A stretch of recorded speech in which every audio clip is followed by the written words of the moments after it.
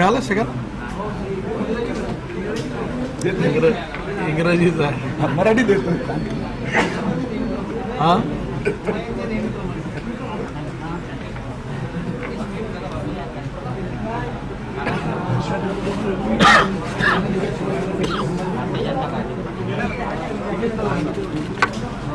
सुरू करतो. Under the UPA rule, terrorists are treated with biryani, and those patriotic police officials and their political bosses who deal with terrorists are humiliated like hardened criminals. By fabricating false and frivolous charges through these prisoners, the CBI and by arresting Amit Shah, the Home Minister of Gujarat, on that basis the central government has declared a hostile political war on the best performing state government in the country, led by Mr. Narendra Modi. The BJP regards this is equally a war on itself. BJP accepts these political challenges and will meet this political hostility and also meet the legal challenges posed by the prosecution. The CBI, which has over the last few decades come to acquire the infamous identity of Congress of Bureau of Intimidation, has been leaking false allegations to the media against the Gujarat Home Minister in the last couple of months, linking him with the encounter death of Syed Sohrabuddin.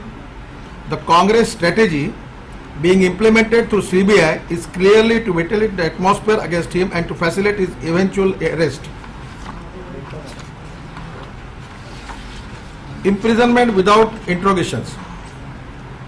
This is really one of the interesting thing, how they release the information to the media and the way in which they, particularly CBI move in this matter. This is very suspicious. The manner in which the CBI treated Amit by itself betrays its not too hidden intentions.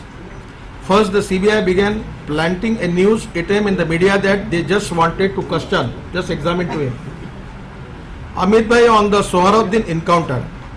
When he wrote to them saying that he was willing to meet them to answer their questions, they took a step back and did not send any summons to him.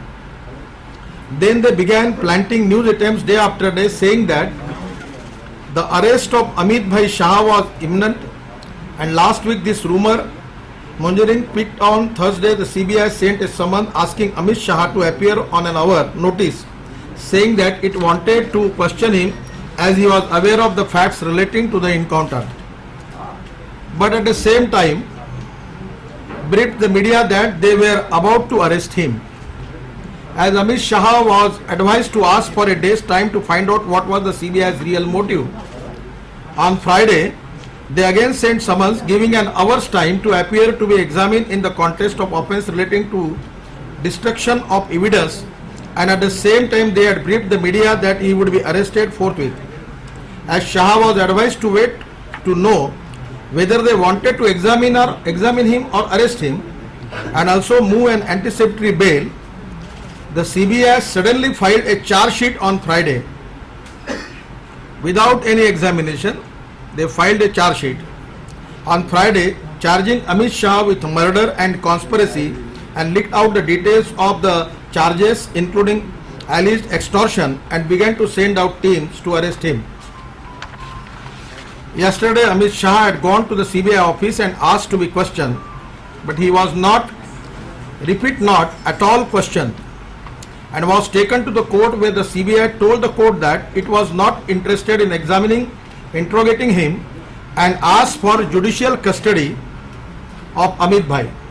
So it is evident that the whole story of examining Amit Shah to know his version was a farce and theatrical, and it was evident that the CBI had decided to arrest him rather than examining him. This itself shows what was the true intention of the CBI's action.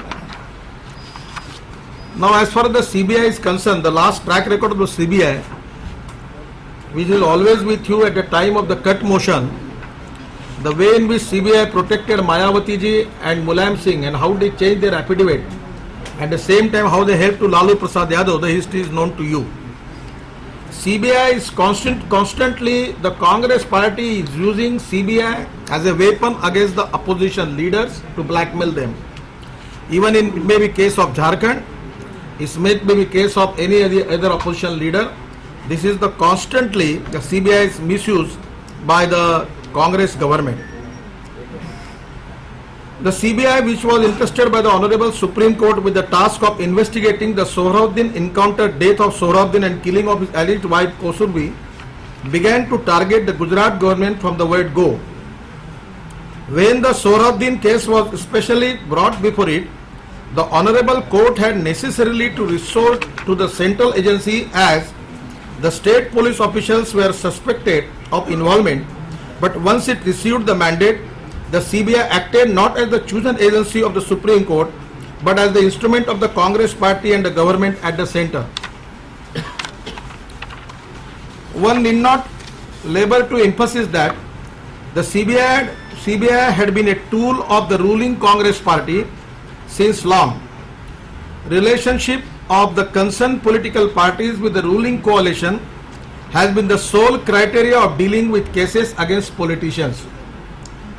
UPA has been using CBI against the political adversaries as a weapon of vendetta, for political friends as a protective umbrella, and for those in between as a threat to make them fall in line. Just take three well-known cases, almost undenied instance of the criminal compliance of the CBI with the Congress. First, the prosecution for the assassination of L.N. Mishra. The spelling mistake is there, please kindly rectify that. In 1970s, the case is still pending with CBI for 36 years. With the media investigation supported by Jagannath Mishra, the brother of L.N. Mishra, pointing to the fact that the CBI has suppressed the larger conspiracy, shielded the real culprits and charged the innocent with the crime. It's a very interesting case. Those people who are innocent, they are punished in this case by the conspiracy of CBI.